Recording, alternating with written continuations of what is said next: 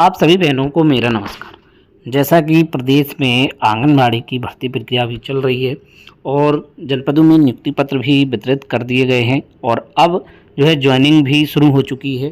तो बहनों के मन में काफ़ी सवाल हैं कि जो नई आंगनबाड़ी बहनें हैं उनके लिए क्या क्या काम करने पड़ेंगे, उनको सैलरी मानदेय कितना मिलेगा और छुट्टियां कितनी मिलेंगी, क्या जो है मातृ देखभाल अवकाश कितने दिन का मिलेगा, चाइल्ड केयर लीव मिलेंगी या नहीं मिलेंगी, और सामान्य सीएल कितनी मिलेंगी यानी कि कैजुअल लीव, आकस्मिक अवकाश कितने मिलेंगे।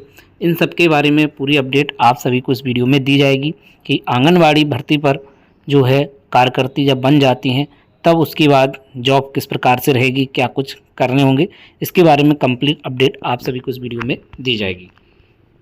तो सन 1975 में भारत सरकार की तत्कालीन प्रधानमंत्री इंदिरा गांधी द्वारा 1975 में एकीकृत बाल विकास सेवा योजना चलाई गई थी, जिसका उद्देश्य गरीब बच्चों के स्वास्थ्य, भुखमरी, कुपोषण को दूर करना था। इस योजना के अंतर्गत ग्रामीण क्षेत्रों में इन बच्चों के विकास के लिए आंगनवाड़ी केंद्र खोलने की शुरुआत की गई। आंगनवाड़ी कार्यकर्ता के कार्य क्या रहेंगे कि आंगनवाड़ी कार्यकर्ता के कार्य महिलाओं की शुरुआती गर्भावस्था से लेकर टीकाकरण, सभी जांच से लेकर प्रसव तक की देखभाल होती है।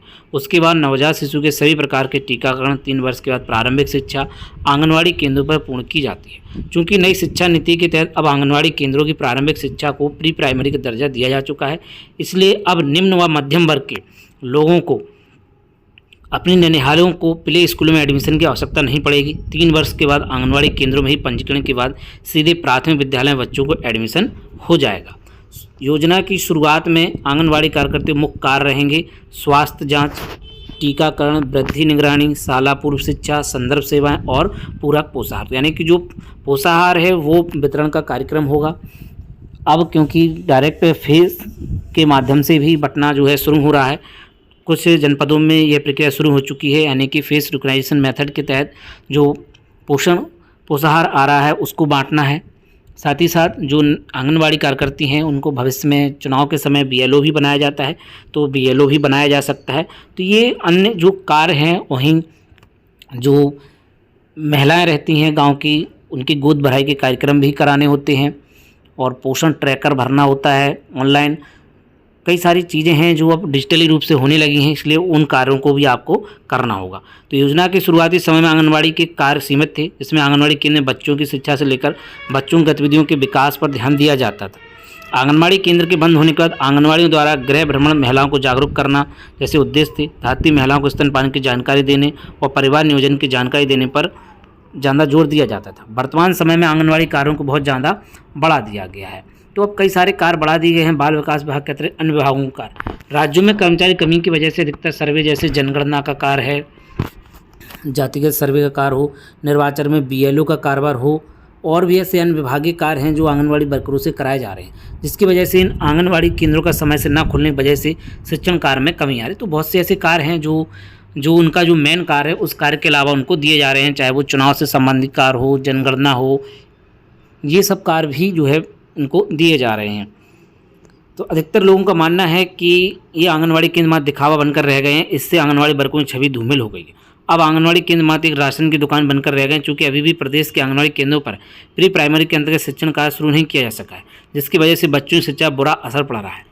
आंगनवाड़ी कार्यकर्ताओं को मानदेय कितना मिलता है, तो उत्तर प्रदेश में योगी सरकार बाल विकास विभाग में कार्य करने वाली आंगनवाड़ी वर्करों को मानदेय के रूप में 1500 रुपये का भुगतान कर रही है। इसका भुगतान अतिरिक्त मानदेय के रूप में किया जाता है। इस मानदेय के लिए शासन द्वारा अतिरिक्त बजट के रूप में धनराशि का जारी किया जाता है।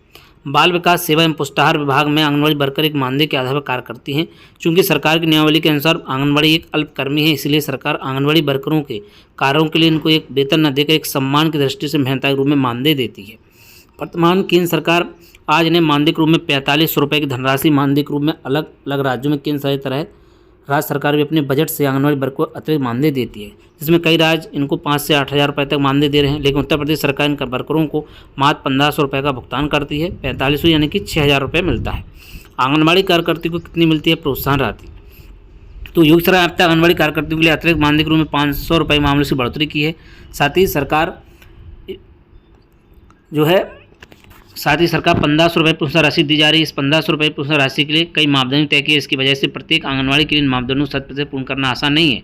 वर्तमान समय देखा जाए तो आंगनवाड़ी वर्करों को 4500 रुपये केंद्र सरकार से 1500 रुपये राज्य सरकार कुल 6,000 रुपये मानदेय मिल रहा है। तो कुल 6,000 रुपये यहाँ पर अभी मानदेय दिया जा रहा है उत्तर प्रदेश में।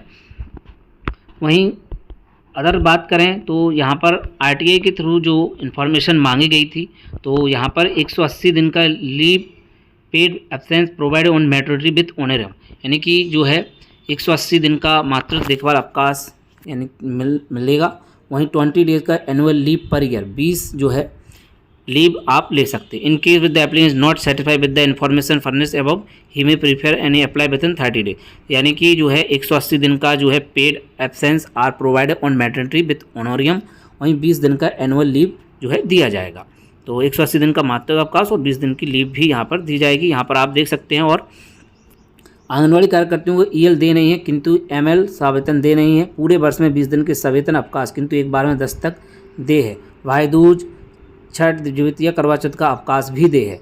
तो पूरे वर्ष में जो है 20 दिन का सवेतन अवकाश यानी कि सीएल मिल जाएंगे। इनको कैजुअल लीव भी बोलते हैं, यानी कि आकस्मिक अवकाश। ये की खबर की पुष्टि जो है उत्तर प्रदेश से लखनऊ के द्वारा जो जन सूचना अधिकारी उनकी ओर से दी गई थी। तो 20 यहाँ पर अवकाश मिलते हैं और साथ ही साथ जो आंगनबाड़ी कार्यकर्ता हैं उनको जो है मेडिकल लीव भी मिल जाती है, लेकिन वो जो है सवेतन दे नहीं है। ठीक है, पूरे वर्ष में 20 दिन का अवकाश सवेतन है। इसके अलावा मातृ देखभाल अवकाश है और सीसीएल सभी को मिलता है, तो इनको भी सीसीएल मिलेगा, चाइल्ड केयर लीव।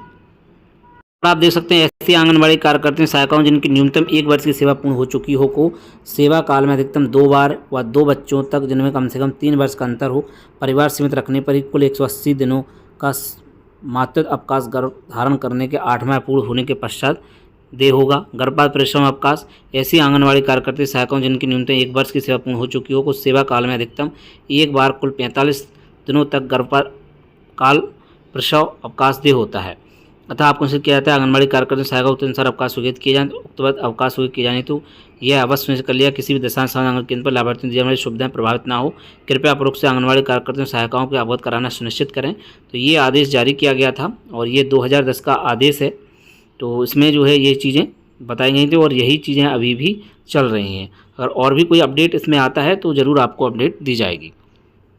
तो अभी ये सब नियम आंगनबाड़ी में चल रहे हैं और भी कोई अपडेशन अगर होता रहेगा तो आप सभी को अपडेट मिलती रहेगी आंगनबाड़ी भर्ती संबंधित। और भी अन्य अपडेट के लिए आप बने रहे शिक्षा भाई यूट्यूब चैनल पर। तो बहनों, आपको जो अपडेट दी है वो कैसी लगी है? वीडियो अगर पसंद आए तो वीडियो को लाइक करें, साथ ही साथ कमेंट जरूर करें। तो आंगनबाड़ी बहनों को अभी इस समय प्रदेश में जो है 6,000 मानदेय दिया जा रहा है और प्रोत्साहन राशि भी जो है समय समय पर दी जाती है। तो और भी भविष्य में बढ़ोतरी होने की संभावना है। जिस प्रकार से जो है न्यूनतम वेतनमान की बातें चल रही हैं कि हो सकता है कि आंगनबाड़ी बहनों को भी इसमें शामिल किया जाए और उनको भी लाभ दिया जाए। साथ ही साथ आयुष्मान कार्ड के बारे में भी चल रहा है कि आयुष्मान कार्ड की भी सुविधा बहनों को दी जाएगी। फॉर्म वगैरह भरवाए गए हैं, उनको भी इसका लाभ दिया जाएगा भविष्य में और इसका लाभ उनको भी मिलता रहेगा। तो देखते हैं और क्या आगे अपडेट होता है। जो भी अपडेट रहेगी आप सभी को जरूर दी जाएगी। तो मिलते हैं आप किसी नेक्स्ट वीडियो में। जय हिंद।